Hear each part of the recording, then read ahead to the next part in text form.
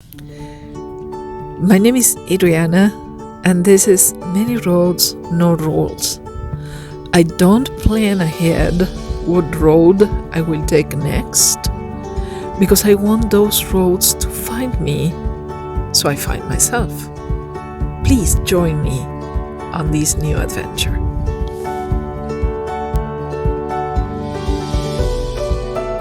Hello, everybody. So today I am still here in Paramp. I am going to tell you why I decided to become a Nevada resident, and coming to Paramp was the best option for that for me. So, but let me tell you about where I am, and you have down there in the back Mount Charleston.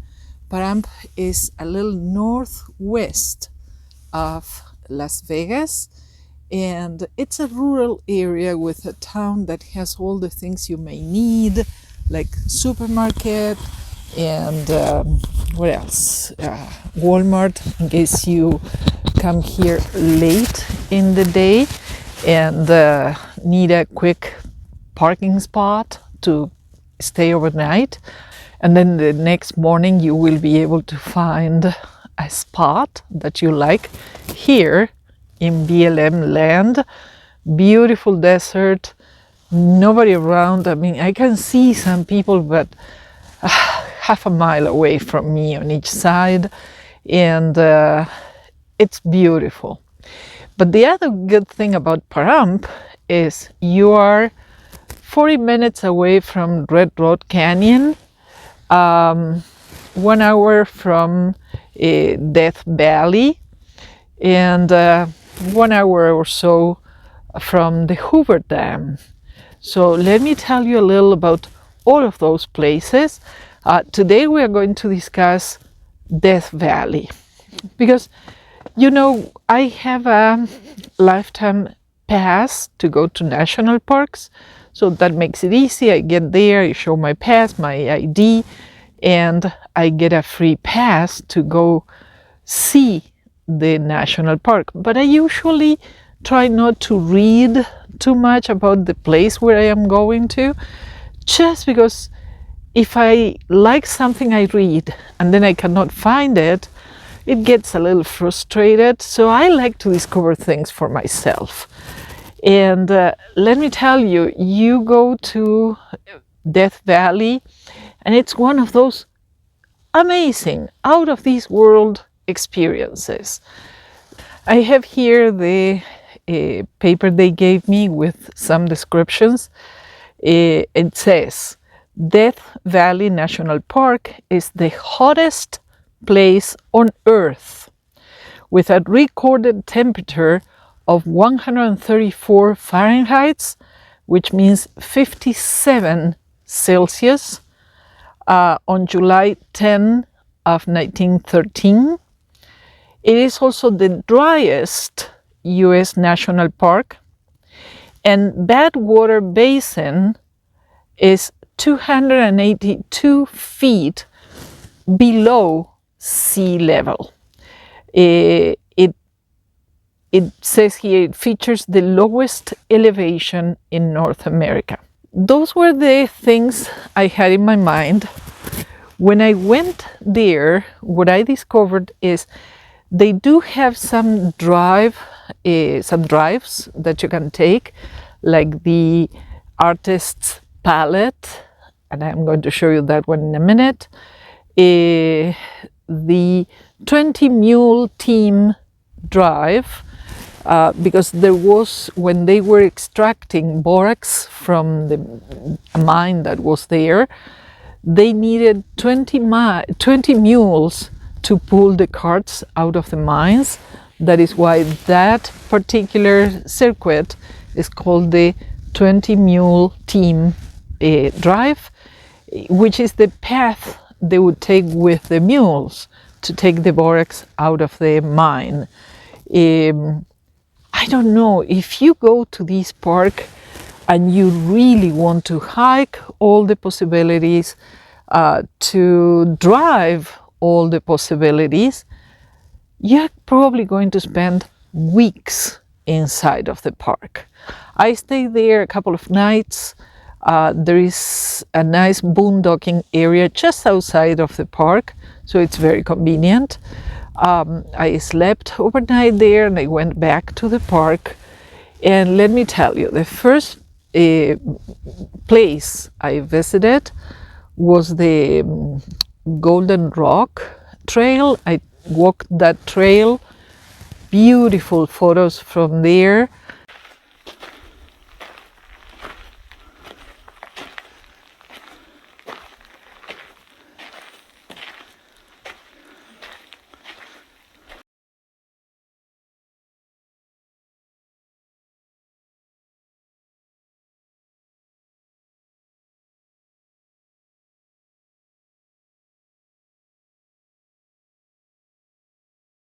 Then I drove Artist Palette.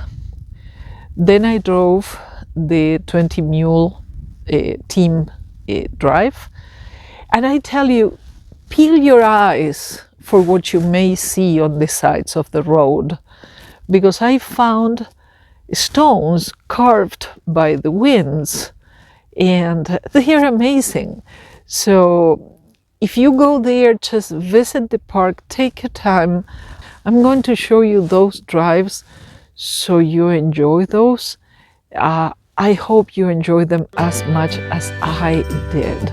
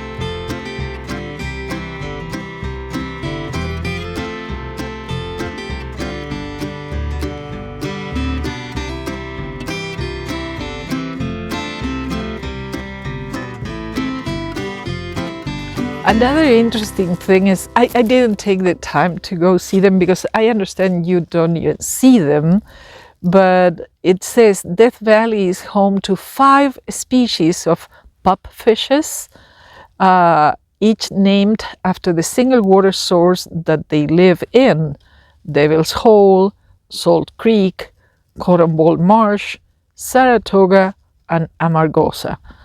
10,000 years ago, Lake Manly covered what is now Death Valley. As it is slowly dried up, pockets of water around the springs and creeks became the only available pupfish habitats. Isolated in specific water sources, these fishes began adapting to the unique places they found to be home. Studying these fishes teaches scientists about adaptations for heat, low oxygen, and salty environment. So then they have all sorts of animals and invasive burrows, because burrows were abandoned after the mining stopped, and they adapted. So now they are kind of competing with the natural fauna of the place. When you go to the Badwater basin, the minute you park there and you start going down to the basin, to the little patch of water that is there, because that is not a lake, it's a very small pool of water, there is this story of a prospector, and he saw the water and he took his mule to the water, and the mule refused to drink, and he was very disappointed. Of course, I mean, that water is extremely salty, so the mule knew better. That water comes from all the valleys and mountains around, and the water goes in the earth, and somehow a little bit of it pops up in that one spot. So that is the only spot where you're going to find water. It doesn't come from a river or anything like that. It's just a spring, and it's very small, not very significant, but it's interesting to see. And then I did walk all the way to the center of that huge valley, and you walk over the plaques of salt, because that was a sea many years ago, and when there is snow melt, all the minerals from the mountains get washed there. So yes, I mean, there is a huge condensation of minerals, and all these plaques, they get washed off when the whole place floods. But then of course that water drains down or evaporates, and new plates form. Just as a curiosity, you could see some of those salt formations growing up. The crystals start growing like little sculptures, and they're very teeny, but it was fascinating, and it reminded me of this. Maybe you want to try it at home just for fun. If you have a little bottle of perfume, those old bottles that were just nice and cute, or any kind of glass container that has a lid, just try this. Put there, I don't know, 15, 20, as many as you want, aspirins. Not baby aspirins, regular aspirins. And then fill up the bottle with alcohol, the one you use to disinfect. Fill it up with that, cover it, and leave it on a shelf and wait.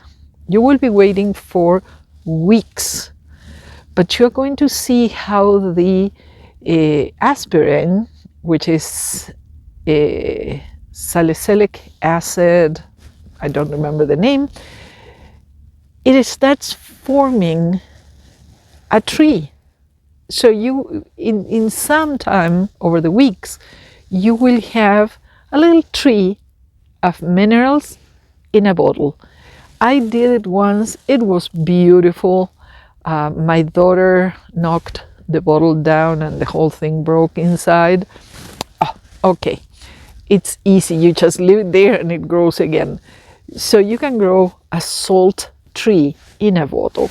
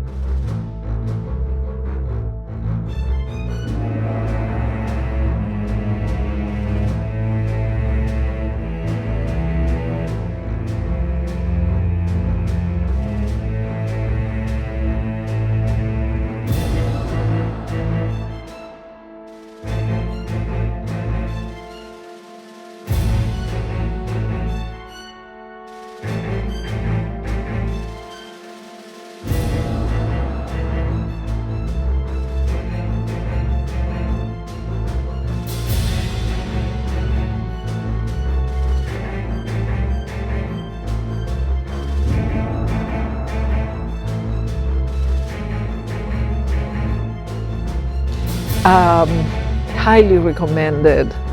Amazing, beautiful park. I read it is the size of New Hampshire, the whole state.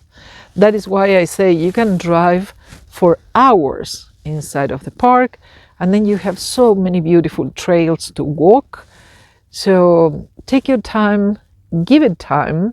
Yes, you can go to the Badwater Basin and maybe one or two other things in one day, but you're going to be missing a lot.